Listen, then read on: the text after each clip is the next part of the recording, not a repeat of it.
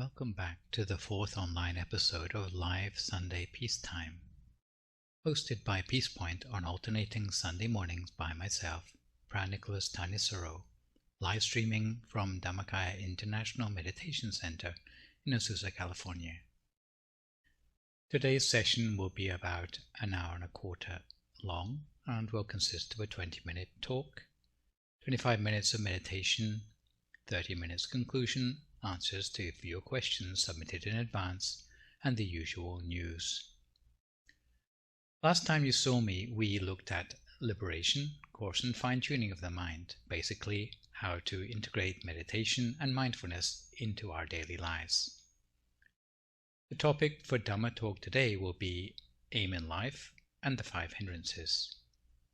Again, this session I would like to encourage you to send in any questions you may have in advance to the DIMC family line group, or post them on the Peace Point Meditation YouTube page, or send them to me personally so that I can have a shot at answering them next time around.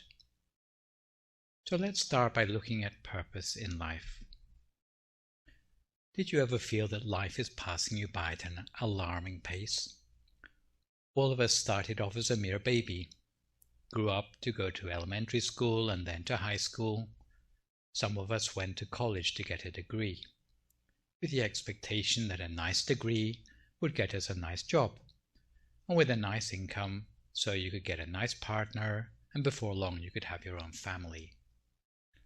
But then when you find yourself getting older, and then the doctor starts visiting you more frequently, and then they bury you under the ground, and if you're lucky, perhaps there will still be some people who remember you well enough to come and put flowers on your grave.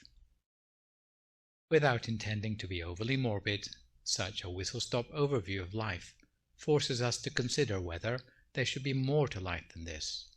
If we're not careful, it is as if life is living us instead of us living our lives. The short space of our lives can pass by in the blink of an eye, without us achieving the things we really wanted to do. At the end of the day, we will regret not having done more with our life that really mattered to us. Each day of our lives is made up of 24 hours, but how much of that time do we spend asleep? 5 hours? 6 hours? For some people it is as much as 10 hours a day, but on average it's about 8 hours. How much of our time do we spend working or studying? For most people it is an 8-hour day, and that doesn't include any overtime you might have to do. So that's 16 hours of your 24-hour day gone already without even starting to do the things that matter to you. What do you spend the remaining 8 hours of your day doing? Walking up and down, cooking, eating, washing up, chatting, or watching box sets? Before you know it, you can find that the whole of your 24 hours is filled with things of no great value to you. It were only a single day, it wouldn't matter that much, but over the course of a lifetime, this may be all you manage to achieve in your life. If this is the case, where will you find the time to meditate? If you're lucky enough to live for 60 years, according to a recent survey, on average people will have spent 29 years connected to their online life. They will have spent 25 years asleep. They will have spent 17 years trying to lose weight. They will have spent 4.8 years with their friends and family. 2.5 years cooking. A whole year picking out outfits. 5 months moaning. And only 115 days of their entire life laughing. Thus you can see that our assumption that life is long is definitely disingenuous. We are reckless to think that life is long. You can see that we need to organize our time properly if we are to find time to develop the quality of our minds. You need to make time to meditate. You need to carve out space in your life for your own self-development. Otherwise, old age will creep up on you, leaving you with aches and pains, fatigue, shortness of breath, and no opportunity or energy to devote yourself to your self-development, even if you have the time for it when you are retired. What can you do if you would like to achieve more from life, but you never seem to have the time? One way is to add clarity to your priorities and aims in life. It helps to protect us from interruptions in our life which are urgent but not important, like a ringing phone, which can upset the whole pace of our lives. Such interruptions can leave us unable to organize our time as we would wish. Sometimes these interruptions are really unavoidable, but at other times we give them too much importance and put them too high on our list of priorities, so they end up robbing us of our time. One reason why we are unable to set the priorities we want is because we lack clear perspective of the things we really value. With meditation, we're dealing with a practice and a tradition which has lifelong consequences for us. Therefore, for the practice of meditation and for setting up complementary priorities in life, we cannot afford to overlook a clear perspective of our own lives. We call such an overview our aim in life. If, as meditators, we have a clear aim in life, as intelligent human beings, we will be able to use our wisdom to plan out our lives according to our priorities. If we have no priorities and no direction, more often than not, life will pass us by as if on autopilot. Having a clear aim in life will ideally include plans for our life on 3 different levels: the worldly level, heavenly level, and transcendental levels.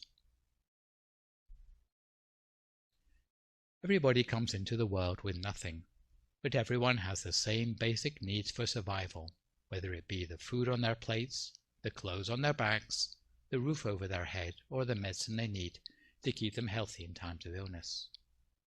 If any one of these things are lacking from people's lives, they cannot survive. According to the law of threes, you can survive 3 minutes without breathable air, 3 hours in an extreme environment, 3 days without drinkable water, and 3 weeks without food. That is only natural that at the very least people should be aiming to be self-sufficient in their basic physical needs. If their aim in life is any lower than this, they cannot survive, or they become a burden on other people. Of course, some people are not satisfied with just surviving. They may want to be millionaires. They may want creature comfort, to realize the American dream and retire at 40. In fact, however much or little you want, whether it is just to fulfill your physical needs or to satisfy your physical wants, such an aim in life is still quite short-sighted. It is based on immediate rewards to eat, drink, and be merry. In their youth, such people seek experience. In their middle age, they may amass wealth. Towards the end of their lives, they try to find an heir for their wealth. Such aims in life are called worldly because they extend no further than this world and this existence. Those who entertain only such an aim in life should at least make sure that they earn their living in an honest way, by earning, saving, using their earnings in a responsible way, and entrusting honest people to look after shared wealth. Nonetheless, to go beyond the limitations of the worldly aim in life, fulfilling the physical needs of the body, to avoid a meaningless life, it is important to have an aim in life that runs deeper than that.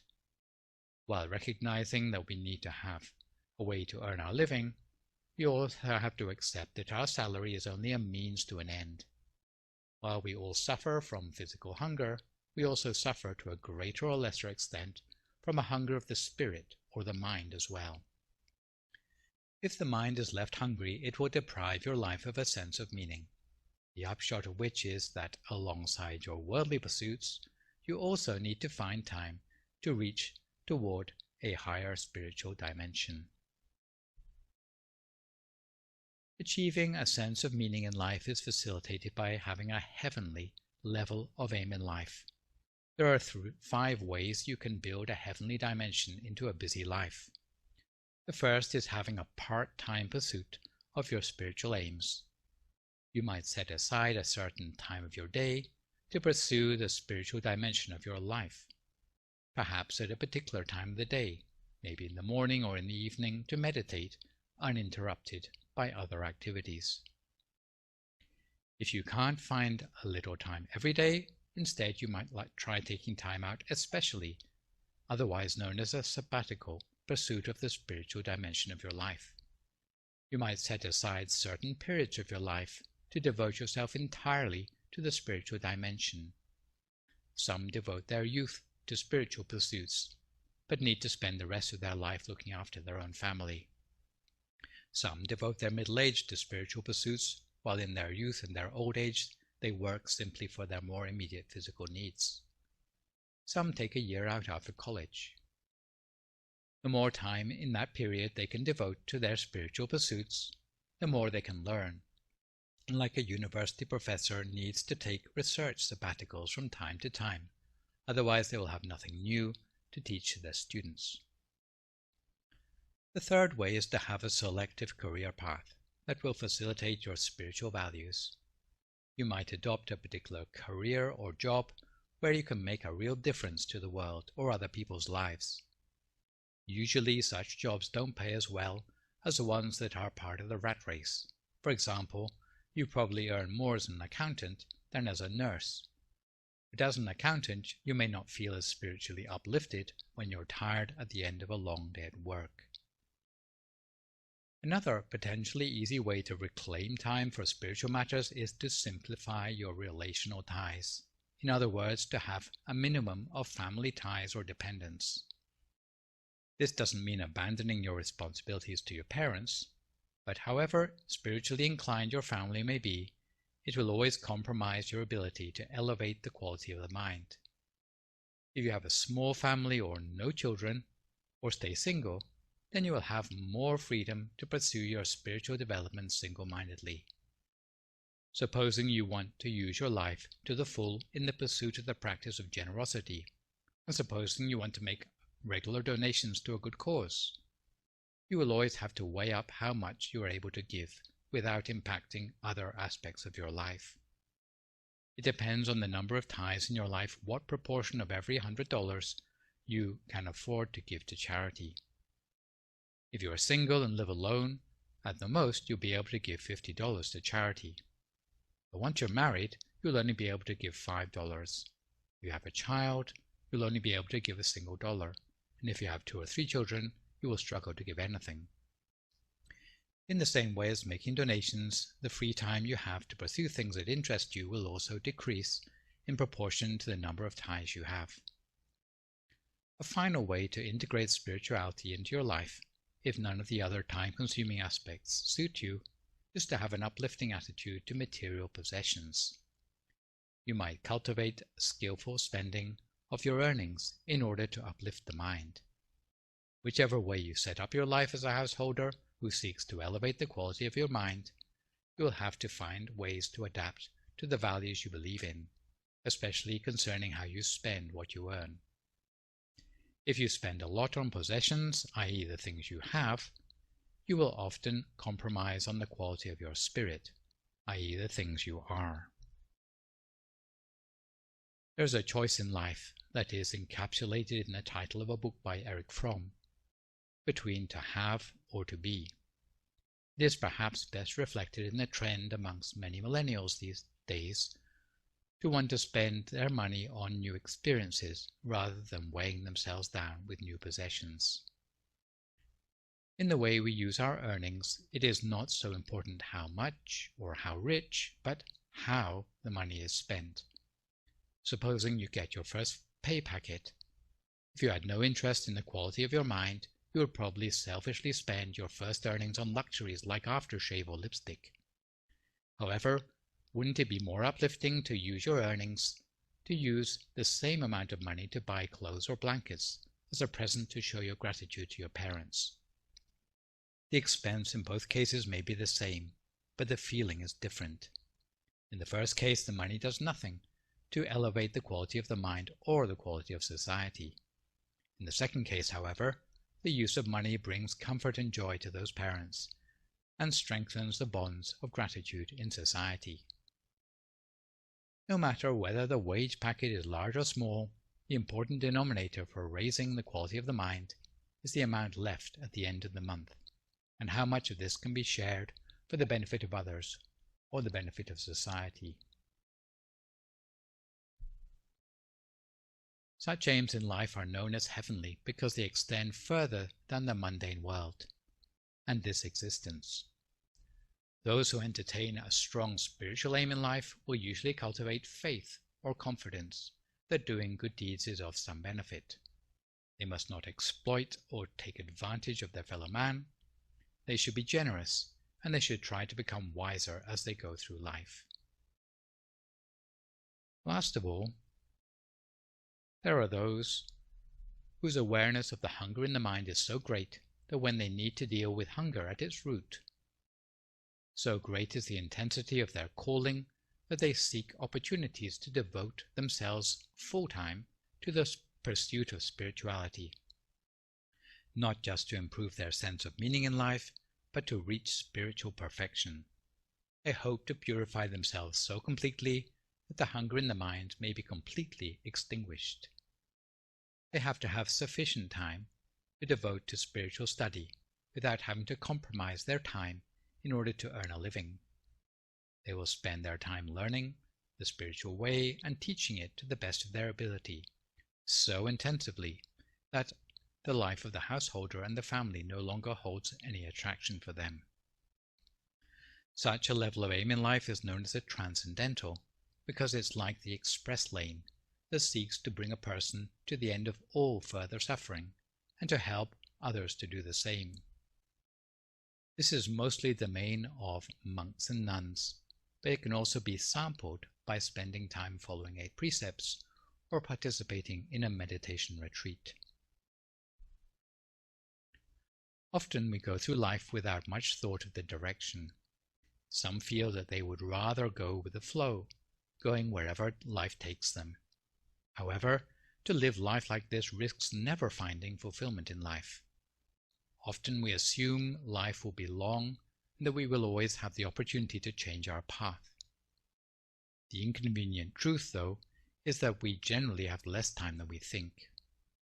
In the words of one young meditator from Thailand, even if you play a game of chess, you still need to have a plan in your mind of what you're going to do several moves in advance. And that is only a chess game. What about the reality of our lives when we cannot suddenly decide to have a do-over? What has happened in our life is gone for good. No one can afford to live their life by trial and error with no thought of where their life is heading. Did you ever give any thought to your own life and what you expect to achieve by the end of your life? Or, if you don't want to think that far ahead, did you ever plan what you'd like to achieve by the time you reach the age of 25, 40, or 60?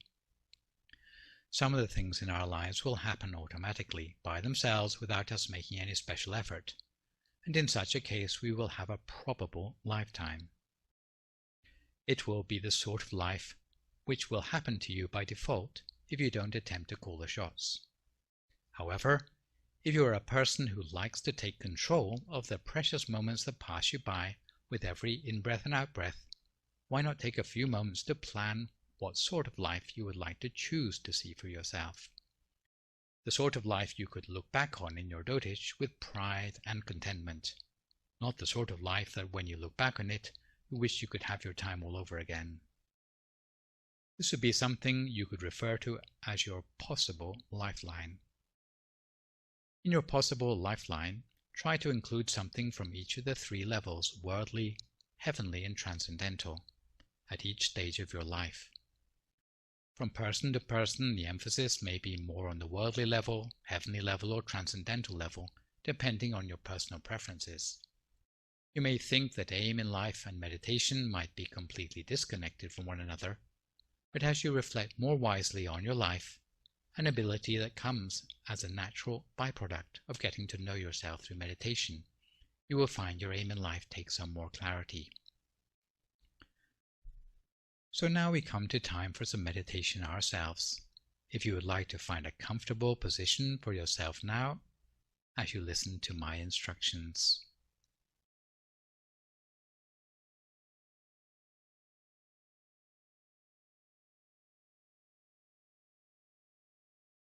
how we sit for meditation.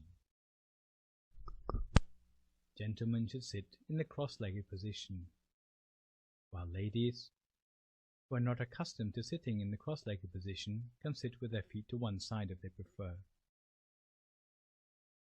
You should have your right hand on your left hand, with both hands palm upwards, resting gently in your lap. The index finger of your right hand should be touching gently against the thumb of your left hand, both hands resting gently in your lap. Make sure your body is in an upright position without slouching forward or leaning too far back, so that both your circulation and your breathing are relaxed and unimpeded. Because everything about the meditation ought to be relaxed. If you are too forced as to your posture, then you will not be comfortable. If you are slouching, then you will get aches and pains. So close your eyes very gently, with your eyelids very gently touching closed. Never squeeze your eyes closed, and make sure there's no pressure around your eyes. Just close your eyes in an ordinary way.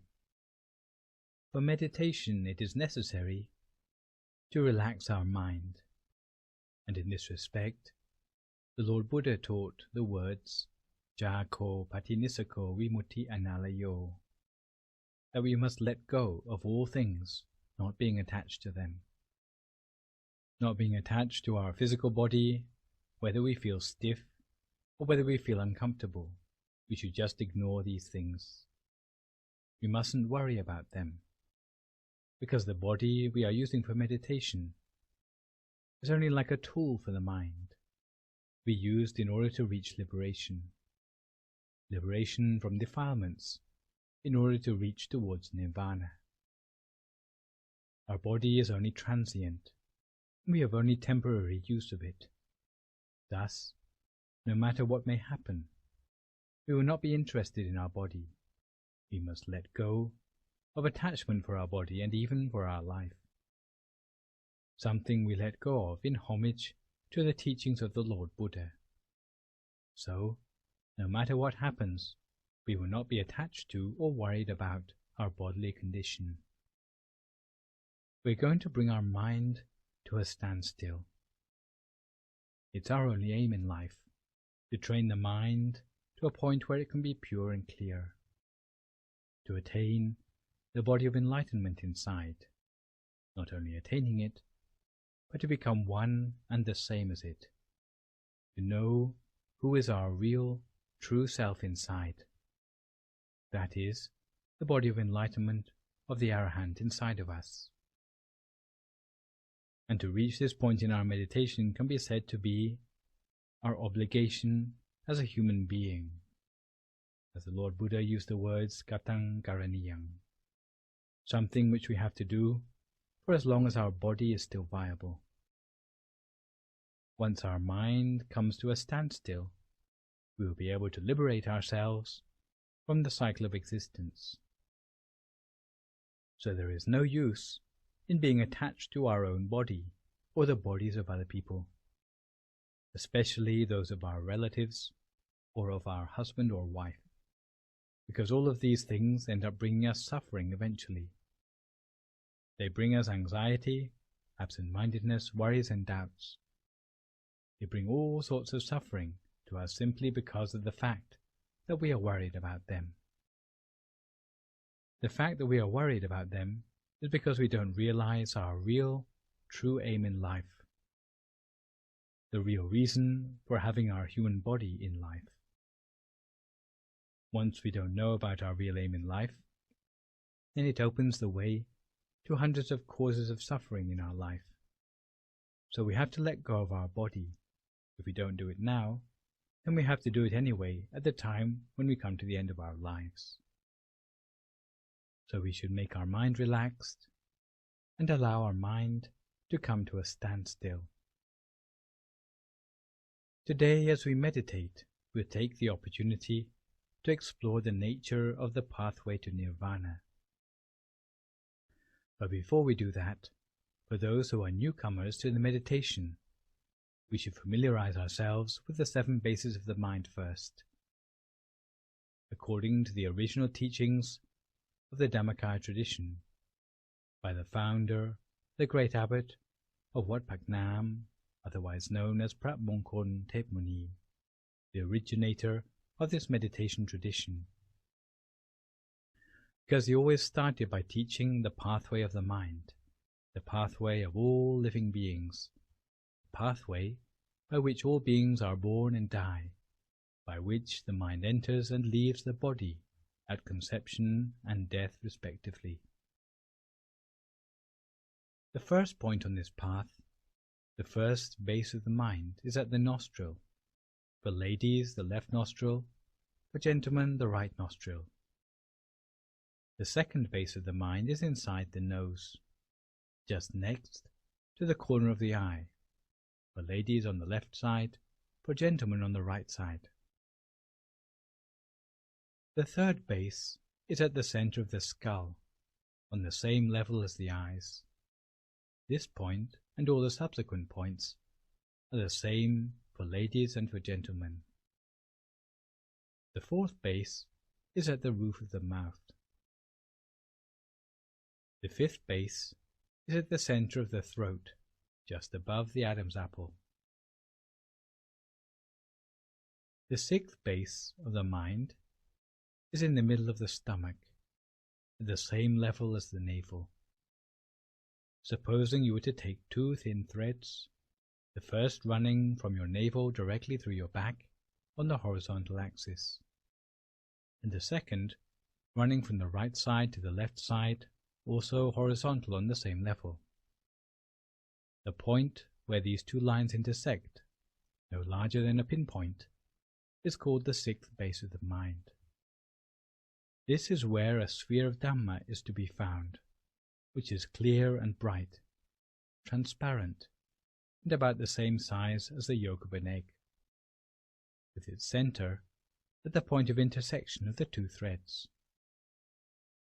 This sphere of Dhamma is very important, because without this sphere it would be impossible to take birth in human form. If this sphere is bright, your life will prosper, but if this sphere becomes dull or darkened, then it predicts that life will soon bring you problems. Every human being has this sphere at their center, and the existence of the sphere is proof that anyone who makes an effort in their meditation to the point that they can bring their mind to a standstill can succeed in meditation. This is because they don't need to create anything new in their meditation. All they need to do is to tune in their mind to see what is already there. 2 finger breadths above this intersection of the 2 threads. Supposing you were to take your index finger and your middle finger together and to place them on the intersection of the 2 threads, then exactly that distance, the distance of 2 finger breadths above the intersection of the 2 threads, is what we call the 7th base of the mind. It is the precise center of our body, and in fact it's this final point which we are interested in. It's the most important of all the bases, of all 7 which we've already mentioned, because all the senses, whether it be eye, ear, nose, mouth, or sense of touch, are focused at this point. This point is the place from which we are born and from which the mind leaves the body when we die. When we are born, the spiritual component moves through all the 7 bases of the father. When the father and the mother come together for conception, the spiritual component of the baby to be born comes from the father to the mother, collecting up together with it the physical constituents, going down through the 7 bases of the mind, down to implant itself at the 7th base of the mind of the mother in the womb. When we pass away, it's the reverse process. The mind leaves the body starting from our own 7th base, straight through all the 7 bases, 6, 5, 4, 3, 2, 1, and leaves our body by the 1st base, that is, via our nostril. It is also the location of our mind at the time of our falling asleep, and also at the time of our waking. When we come to the end of our human life, the mind leaves the body starting from our own seventh base, straight through all seven bases. 7, 6, 5, 4, 3, 2, 1, leaving our human body to seek for rebirth somewhere else in the cycle of existence. It doesn't matter whether the next birth will be as an angel or as an animal. If the dying person is destined for a future rebirth, their spirit has to leave the body via the seven bases. However, if we don't want to be reborn anymore, the mind has to leave the body by a different path, which is directly through the center of the seventh base. It is an inward journey for the spirit rather than a journey to take it out of the body. If we are making the inward journey, it is different from making journeys in the outside world, where we have to use our feet to walk, or we have to move around. In the outside world, we have to think, we have to take action. However, if we want to make the inward journey, we have to start by stopping the mind. The most important point is this one, which is 2 finger breadths above the level of the navel in the center of our body. It's here that we have to bring our mind to a standstill, and it's this place which we have to become familiar with. But in practice, you can just remember it as the point which is roughly in the middle of your stomach. The description so far is only just to become familiar with the rough position of the center of the body, so that you know where to place your attention when you're meditating. We have to start by giving ourselves the feeling that our mind has come to a standstill at the center of the body. We can do this by giving ourselves the feeling that our mind is visualizing a sphere or a crystal Buddha image at the center of our body. In fact, it can be any object at all which we are familiar with, which has a positive association for us. All we do is remember such an image or visualize such an image at the center of our body instead. It's a way of seeing an image at the center of our body, not seeing with the eyes, but seeing with the mind. For those of you who can see the blue-colored top view of the Buddha image shown on the computer display or television screen, also this is a very useful image which you can use. Establish your mind at the center of the body, in just the same way that we might tether a wild animal to a tree. We tether the mind to the center of the body by using a visualized mental object. The image is like an anchor to keep the mind at the center of the body the whole of the time. If we bring our mind back here each time it wanders, before long we will find out that the mind will start to stay there the whole of the time. As the mind becomes established at the center of the body, it will become able to fall through the center. In fact, all we need to do is to bring our mind to a standstill at the center of the body, to allow the mind to do this. It is not necessary to do anything else. Simply doing this will set the conditions that will lead us to the beginning of the pathway in a way which we never expected. Once our mind becomes properly adjusted, the sphere inside ourselves will start to expand outwards, enlarging outwards, becoming softer, and revealing at its center a pathway which leads further inside. We will find that there is only one pathway, a single pathway which leads towards nirvana, a pathway which the Lord Buddha referred to as Ekalyana Magga. It is the mainstream which has no alternative way. Thus, for anyone whose mind is not at a standstill yet, we should use the following advice. We have to pretend to ourselves that our mind is already at the center of the body. In fact, we are fooling ourselves a little bit by assuming that from the fact that we are happy to place our mind somewhere in the center of our stomach, even though it might not be exactly at the point of the center of the body, the fact that we allow our mind to be free of worry at that point, and do this the whole of the time, by day and by night, before long, the mind will find its own way to the center of the body. Once our mind becomes properly adapted, steadfast at the center, then it will come precisely to the center of the body. We will not see brightness in the beginning, but we will have the feeling that there is spaciousness inside, as if our mind is light in weight and at ease. Sometimes we may feel as if we could almost float. Some people have the lesser feeling, which would be more like mere spaciousness inside, as if the breathing becomes more refined, or as if we are alone in empty space. Sometimes we may feel merely that our body seems to expand inside, and it may do so more in one direction than in another. Sometimes we may feel as if it is expanding upwards, so that we feel that we grow so tall that our head might reach the ceiling.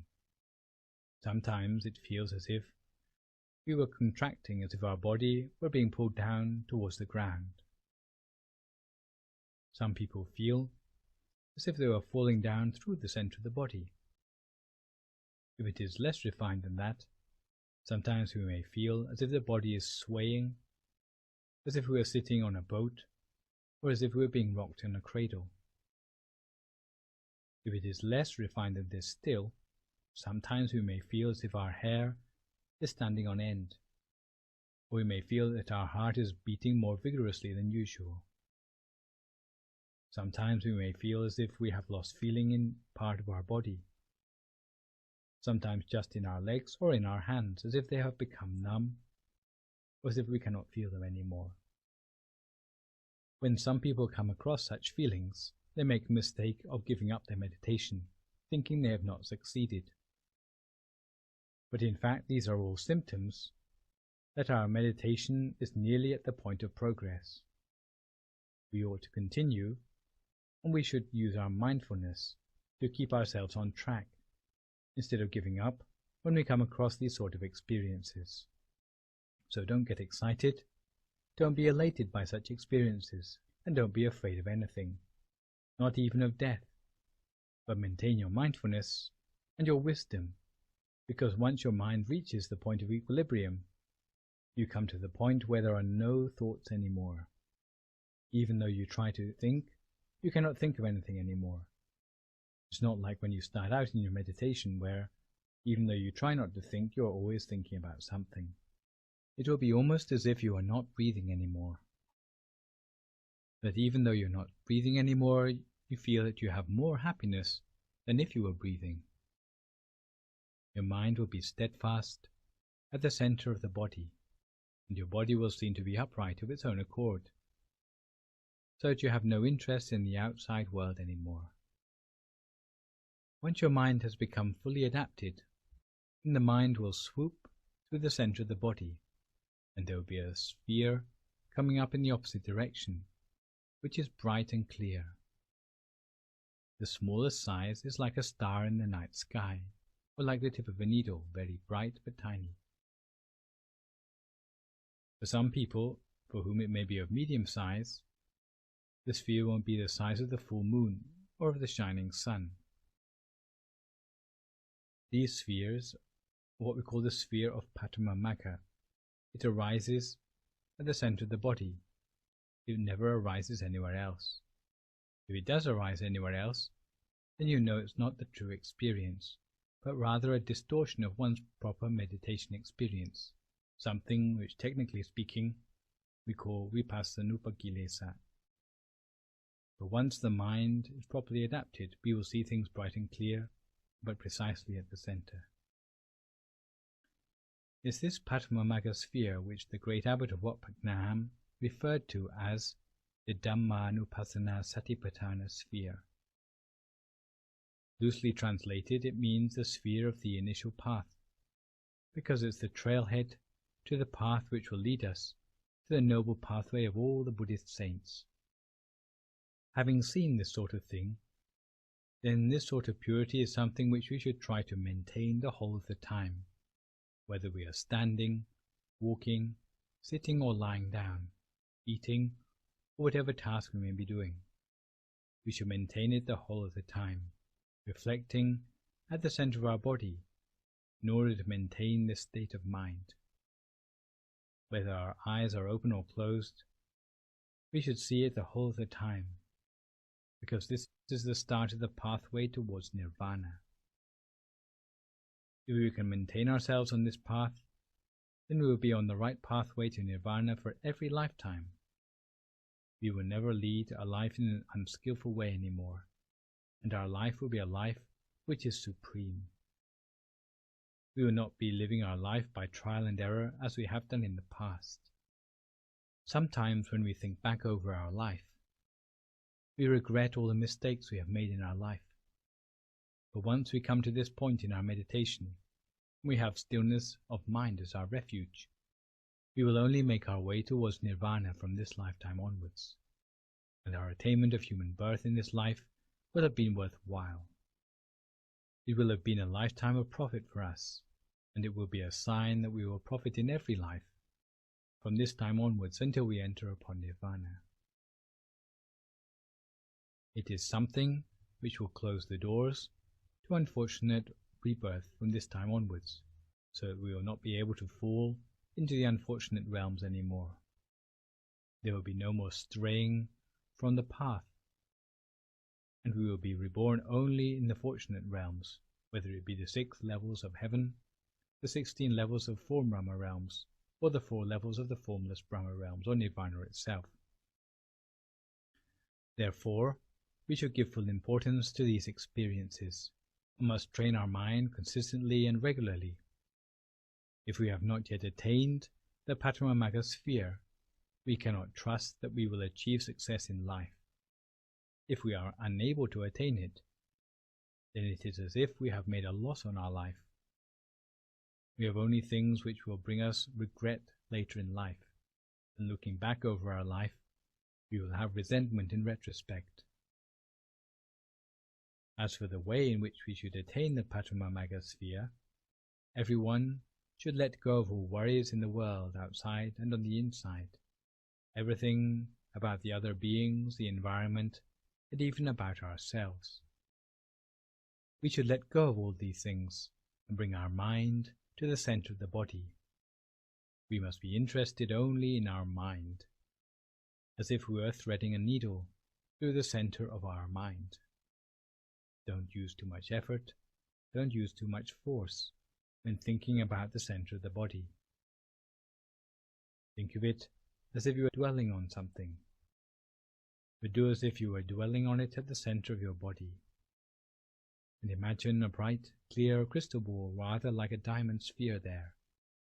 A diamond sphere which has been polished without any blemishes or scratches, about the same size as the tip of our little finger. In fact, any size will do. And imagine this bright and clear, like a diamond. It can be the size of the tip of our little finger, the size of the tip of our index finger, or the size of our eyeball. Simply imagine it gently. The only condition is that you should imagine it gently. If you think of it just in a relaxed way, then it will be clear. But if we use too much effort, it will give us a headache. If you find that you are getting a headache from imagining it, then relax and try again. Make sure that the sphere is bright and clear, spherical. If you can imagine how bright and clear a diamond is, then that is about the brightness we ought to be imagining for our crystal ball. Maintain our mind at a standstill at the center of our body, at the 7th base of our mind, because we already know all about this position in our body. Keeping our mind at the center of the body the whole of the time, 2 finger breadths above the 2 threads in the center of our body. Maintain it, remembering the image by imagining it with the mind, not by using our eyes to stare down at the center of our body. If we get the principle now, then we can practice it by ourselves without any problem in the future. But if we don't get it right this time round, then we may be off track every time we practice it in the future. So just relax and work at it slowly. Make sure you get the method right, remembering the bright, clear image at the center of the body, bright and clear, transparent and vivid in our mind, rather as if we were seeing it with our own eyes. But now we are seeing it at the center of our body, maintaining it the whole of the time. So now, may all of you be fulfilled in your wish to attain the triple gem inside yourself.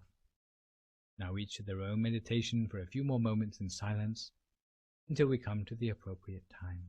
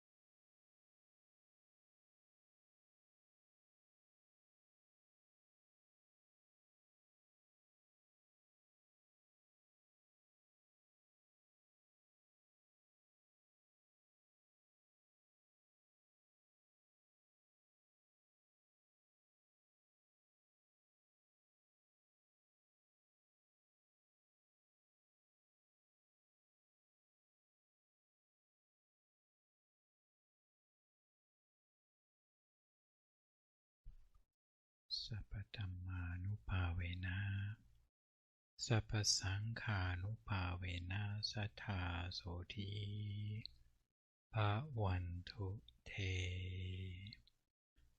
So if you'd like to come to the end of your meditation for today, you can gradually open your eyes again. If you feel at all uncomfortable, then slowly try changing to a more comfortable position and gradually finish your practice. Did you know that a smile uses a smaller number of muscles in your face than a frown? So why not smile instead and let your face relax for a change? Notice whether, when you smile, your feelings change or not. This is also a question that has puzzled scientists. Which comes first, the smile or the happiness? Some say that you have to be happy first before you can smile. The scientific evidence shows that even faking a smile sparks off a chemical reaction in the brain, releases certain hormones including dopamine and serotonin, which increase your feeling of happiness. So even if you are not happy and you smile, it will lead you to feel happier.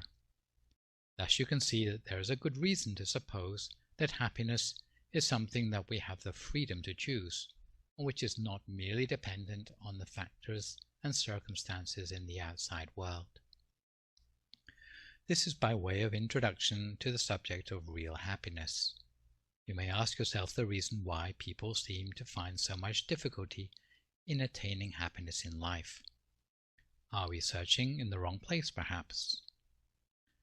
Another way of putting the question is why, if human nature is supposed to be happy, don't we automatically feel happy the whole time?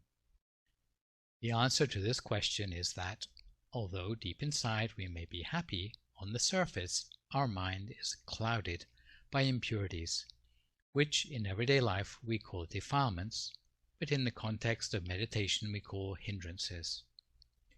If we don't know about these obstacles, or if we can't keep up with the way they hijack the mind, then they will not only ruin our meditation, but possibly impede access to happiness in our lives as well. If the mind is free of such obstacles, it is transparent, clear and bright, like the water in this glass. It is so clear that when you look through it, you get an accurate picture of the reality of the world around you. The hindrances we experience in meditation are like impurities that remain in our mind. Just as our body is weakened by bacteria or viruses that don't belong there, in the same way the mind is weakened by impurities, or as we see them expressed, bad habits. These illnesses of the mind can be broken down into three categories: greed, hatred, and delusion, each of which have different characteristics in the way they affect the mind. And from these three categories, as they relate to our meditation, we can expand the detail into 5 different problems that tend to occur in meditation, otherwise known as the 5 hindrances. Let's see how the 3 sorts of defilements and the 5 hindrances are related, and then we'll look at how each of these hindrances can be overcome, because if all 5 release their hold on your mind, you will automatically touch upon that inner clarity and happiness we all aspire to achieve in our meditation. The first category of defilement is greed, wanting to get something, or maybe wanting to cheat people or steal from them in order to get that opportunity. Greed or desire for things, especially those things obtained dishonestly, will affect our meditation adversely. Our mind will fall under the sway not of a streetcar named desire, but a hindrance named sense desire. It will color our perception of things, making it hard to see the world as it really is. Just like a drop of ink that taints the clarity of a glass of clear water, you can appreciate that greed can have a serious effect on the mind as well. Like colored ink, it is not so serious that we cannot see the world around us anymore, although reality may appear to be a different color from reality. However, it will take a long time before this ink separates from the water. In the same way for sense desire, as you may know from experience, the effects of this defilement may not be so serious. You may steal or become obsessed as the worst possible consequences of this defilement.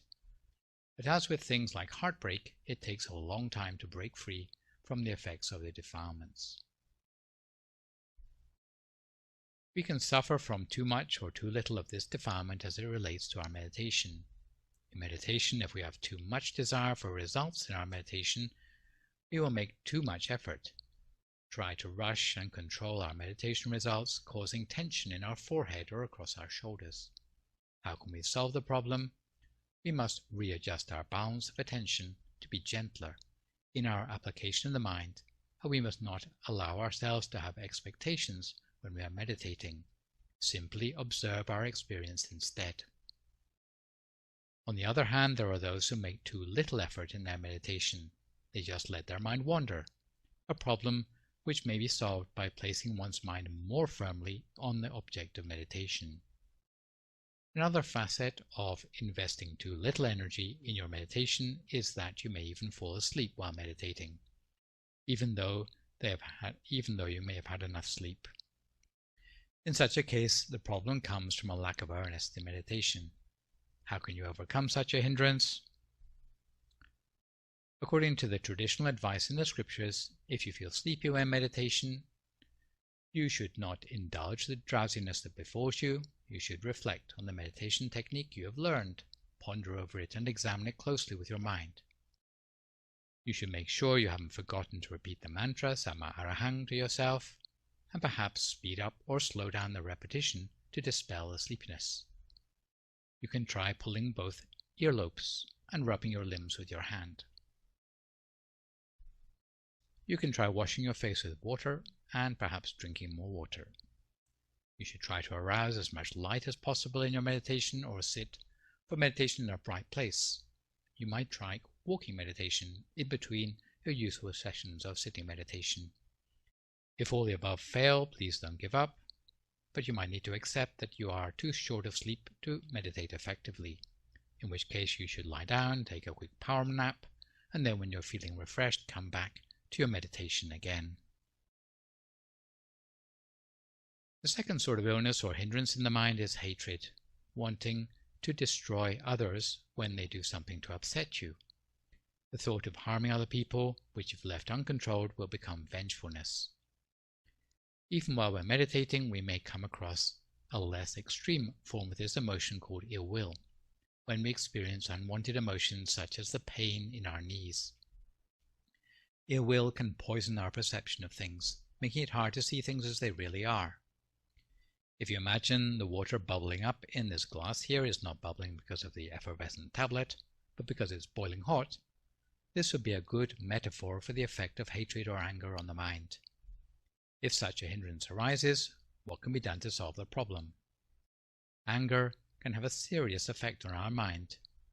We can be beside ourselves with anger and do things when we get mad that could easily get us put behind bars. We might harm or insult others when we are mad, which is no surprise because we can't even think clearly. However, it doesn't usually take very long for the anger to go. It often goes away as quickly as it has come, leaving you wondering how it even got so mad in the first place. Similarly, the effects of this type of defilement are serious but short-lived. The way to overcome this particular sort of hindrance, known as ill will, is to let go instead of resisting the experience, or study the experience as if it is already at the center of the body, simply by observing it from the point at the center of the body. This is sometimes easier said than done. What you can do to make things easier, if you know that you are the sort of person who's short-tempered, is to learn how to meditate upon loving kindness. The third category of obstacle in the mind is ignorance or delusion, seeing right things as wrong or wrong things as right, like generosity, which everyone knows is good and encourages people to help one another, but some people, overcome by delusion, claim that generosity should be avoided because it encourages people to be lazy. When we don't know, or we hesitate in our meditation, these can both be called ignorance, because they will cause our mind to be clouded instead of clear. Just as mud in water can obscure its clarity, ignorance or delusion can seriously obscure our clarity of mind. The problem with ignorance is that we don't know that we don't know. Because of ignorance, we can slip into all the bad behaviors that we might do when mad or obsessed, because we can hardly discern the reality of the world while we are deluded. Furthermore, it takes a long time for the delusion to go away. Thus, the defilement of delusion in the mind is considered both serious and long-lived. This is why we have to wait for the sediment of delusion, like the mud in the glass, to settle out of our mind by calming the mind in meditation. Just like the mud in the glass, if left unstirred for long enough, it will eventually settle at the bottom, leaving a degree of clarity at the top. Only in this way can we get at least a usable part of the mind by which we can see the world according to its reality. In the beginning, we calm the mind with meditation so that we can start to recognize the presence of defilements in the mind. Later, as the mind becomes more powerful, we can use the meditation to start to remove the defilements from the sediment in the mind as well. One way delusion expresses itself in the mind is by having an excess of thoughts. Thoughts can be reduced by applying the mind more strongly at the center, or thinking through unresolved issues to closure. You can try just ignoring the thoughts, or making more use of the mantra Samma Arahang. If all these fail, you can reset the mind by opening your eyes and closing them again. Delusion also expresses itself in the meditation by doubts, which arise in the mind. We think, why does it have to be like this? Or, what's happening? In my meditation, it's not the same as yesterday. It's not the first question that will clutter up your mind, but the third or the fourth. As soon as you realize that there is a question in your mind, you have to draw a figurative line under it before it proliferates. You should try to be confident that you are on the right track and don't let your questions undermine the continuity of your meditation. Doubt arising in your meditation is the same. You should try your best to make sure there's no remaining doubt in your mind, and the way you can reduce it is to study the meditation technique in theory until you're confident, or take your questions to ask a teacher or a friend who is more experienced on the path than you. Also, some way derived from ignorance, but on a more subtle level, is a category of strange phenomena which occur differently for different people, just at the point where the meditation is about to improve dramatically. Some people feel hot, some people feel hungry, some people feel as if they are floating and actually reach out to grab the meditation mat to stop themselves from floating away because the feeling is so realistic. Some people feel their body has disappeared altogether. Although they have different forms, these strange phenomena all have the same effect. They will distract you from your meditation unless you ignore them. They are like unwelcome guests that come to your house. If you take no notice of them, they will go away by themselves. All you need to do, if such special hindrances arise, is to carry on with your meditation while pretending you're not interested. Before long, the distraction will go away and your mind will settle down to a complete standstill. So in conclusion, there are 5 sorts of hindrances that seek to upset our success in meditation. Our meditation is a constant fight against these hindrances. However, once we can manage to overcome them, our mind will immediately become unified or one-pointed. These hindrances go some way to explain why the happiness we have latent in the mind can be so easily obscured by the ups and downs we experience in our life. So let's turn now to look at some of the questions sent in by viewers. My first question comes from Mr. Top of Thailand. He has been wondering about the sorts of thoughts that go around and around in your head when you're on lockdown. His question is, what attitudes are good to help me shed obsessive thoughts from my mind? Hi, Mr. Top. Thanks for your question. In answer to this, I would like to share the teachings of our Venerable Dhamma in Thailand, who advise that there are 4 trainings that will help you to shed unwanted thoughts from your mind and help you to settle your mind down more easily to meditate. Firstly, try to train your mind to see the world as it really is. Don't be overly optimistic or pessimistic, but see the world according to reality, in accordance with the so-called 8 Lokadhamma: gain and loss, promotion, demotion, praise, gossip, happiness and suffering. These 8 vicissitudes constantly reappear in our lives, so we need to make sure they do not shake us from our resolve when they touch us. But in spite of these vicissitudes, keep our minds centered and still, applying this approach in our daily lives. Secondly, you should try to keep the mind joyous, wholesome, and at ease, and refreshed the whole time. If you find you are getting irritable, moody, quick-tempered, impatient, or sulky, be quick to discard these states of mind rather than clinging to them, and the mind will gain instant radiance and soothing coolness. Next, try to appreciate the whole human race as fellow experiences of suffering. Birth, aging, sickness, and death, whoever they are, we all share the same existential conditions with everyone else in the world. The thing we will gain is that our mind will be put at ease. We will be free of irritation or short-temperedness. Apart from being at ease, whether sitting, lying down, standing, or walking, we will have the feeling that we are surrounded by friends. The feeling will arise by itself.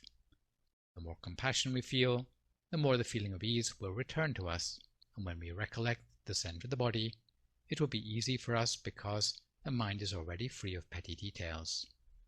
If we don't sweat the small stuff, we will be able to focus on the big issues, such as making a breakthrough in our meditation. If anything else clouds the mind, we should allow it to die down. And lastly, try to acknowledge that the world is empty and transitory, without ultimate meaning. It will allow you to undertake the tasks to live to the full without getting caught up. If you have equanimity, it will be really easy to attain. Once the mind is at ease, even before you have crossed your legs or gotten into the half-lotus position, the mind will already be drawn inward, because you have already been training your mind from the moment of waking until the last thing at night. Use your surroundings and your everyday life as tools to help you train the mind, and it will maintain a sense of joyousness, and the stopping of the mind will happen by itself. Even though we search for the stopping and equanimity of the mind, we fail to find it, because our daily lives we don't train our state of mind. But if we were to train ourselves properly to spark joy in our lives, the stopping and equanimity of the mind will arise together, with ease of mind in our everyday life. My second question comes from Cleopatra of Arcadia, California. Hi, Cleopatra. I hope you're doing well. The question you asked was, what does Buddhism say regarding the topic of jealousy? And how does meditation assist individuals or couples who have jealous streaks, especially the sort of people who get mildly envious, even in apparently non-threatening situations? Okay, I assume for the purposes of answering this question that you are not the jealous one, but you are on the receiving end of a jealous reaction. Generally speaking, Buddhists do not encourage jealousy, but rather they encourage big-heartedness. The main virtue to be cultivated is sympathetic joy, otherwise called mudita, which rejoices in the good deeds others have done or good things they receive, instead of being jealous. The latter of which is seen as a toxic emotion. My answer doesn't really use meditation as an antidote to jealous emotions, but emphasizes other Buddhist teachings. In the temple, saying sadhu a lot when they see others doing good deeds seems to be the main way congregation members encourage big-heartedness. In a couple, remaining faithful is also seen as a virtue, and when a couple is in love with one another, although ideally love should not be clingy or possessive, sometimes it can be like that, even to the point of mental illness. There's a quote I came across recently by the Venerable Thich Nhat Hanh that said, "You must love in such a way that the person you love feels free." Where loving freely is about letting others be themselves, to be as they are without any expectations to change them. I guess whatever the nature of love, whether it is an open or possessive sort of love, if it sustains a couple, then other people should probably have to respect their wishes. To overcome suspicion in a relationship that is jealously possessive, it is important to be open and accountable, minimizing secrecy. To this end, I've heard some couples have a shared or family email account, just like they have a shared bank account, so that both partners can see what communications are coming in and going out. Maybe communicating via such an email address instead of texting to an individual phone would save the possibility of suspicion. It would be a pity to limit communications outside your couple or become a nation of two while we're all stuck in self-isolation. However, if partners in a couple have opposite-sex friends outside their marriage, ideally they should try to treat them in an appropriate way. If of a similar age, treating them like a brother or sister. If they are older, treating them like an uncle or aunt. If younger, treating them like a son or daughter. It does take a lot of assuredness on the part of a couple to be open with others in this way, though. Please bear in mind that it may be more commonplace for Westerners and the younger generation to be in non-romantic friendships with the opposite sex than for older people or people from Asian or more traditional cultures. I hope this has answered your question. Let me finish up with a couple of news items, one about merit making at the temple and a second about the availability of meditation teaching in English. At the moment, as you probably know, despite having passed the peak death rate for COVID-19 in both the US and California, activities in the temple are still limited to those we can share online, as the temple remains closed to the public, with no monks going out into the community and no community members coming into the temple, until the risk of COVID-19 contagion has passed. Although all of us hope that the present situation will not go on too long, the silver lining for the crisis is that there are additional or perhaps different ways in which temple devotees can show their support for the temple without attending in person. We are now entering upon the second month where our temple has been reliant for its income on the weekly merit fund, whereby devotees can pledge and transfer donations of money, any amount you can spare, to be used for necessary things like food and medicine to keep the temple community going, with further details to be found in the temple's DIMC family line group, or you can ask about it by phoning up members of the temple staff. Basically, the convenient ways are mailing checks to the temple address or by bank transfer. There's also such things known as Venmo or Zelle, whatever they are, but the details are there on the slide. The special merits arising for those contributing to the COVID-19 Silver Lining Fund are that you will have a life free of obstacles and danger, You will gain mastery of all special forms of knowledge, prosper in your duties, have special insight into Dharma teachings, attain purity with ease, breaking free of the defilements in the mind. You will gain wealth on worldly, spiritual, and transcendental levels, allowing you to pursue perfections with ease, all the way to the attainment of the utmost Dharma. The whole temple would like to rejoice in your merits on this occasion. Paying attention to what's happening in the moment is difficult in the age of COVID-19, but meditation can also help us cope during these unsettling times. In this respect, here at the temple, although there are no face-to-face teaching sessions for the interim, you can log in to the Dhamma teachings in English at the YouTube channel called Peace Point Meditation or the Facebook page of Peace Point Meditation, either live on Thursday evenings and Sunday mornings or on demand after the event. Peace breaks are broadcast every evening between 7 and 7:30 between Friday and Wednesday. Also recently, Tipsarine Indiganok, or B, and her team at the Meditation Circle in Georgia has developed a mobile phone app of English language meditation and Dhamma teachings from various monks in the organization, which can be downloaded free of charge from the Google Play Store for the Android version and the App Store for the iOS version, and has just had an update for those of you who already got it, which has added a whole lot of new teachings to that as well. The name of the app is MindGem, spelled M-I-N-D-G-E-M. Depending on who is your favorite monk to meditate to, there are contributions from myself, Lumpy Sander, Lumpy John, Lumpy Pasura, and Lumpy Clint. There are about 10 versions of meditation instruction in English. There are also Dharma teachings, inspiration from translated books of Venerable Dhammachayo, and a meditation countdown timer. So this session we have looked at aim in life and 5 hindrances to meditation.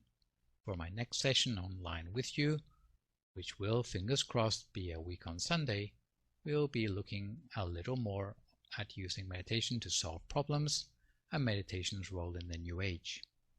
For good measure, I would like to remind viewers again, even better than posting thank you or great talk or sadhu, which are encouraging, you can move to the next level and try posting a few questions, and I will do my best to answer these the next Sunday session. In the meantime, try to stay healthy, avoid recklessness or complacency in the face of the virus, maintain a positive mood, speak only positive words, forgive others, extend good wishes to others, and meditate daily. Continue recording your meditation experiences by keeping a diary while trying to root out any hindrances in your meditation using the new knowledge you have heard from me today. Hopefully, when you get that clarity in your meditation, you will also have a clearer idea about your own lifelines as well, moving forward. So for today's program, this is me, Phra Nicholas Thanissaro, signing off for this session. So long, folks, and stay safe.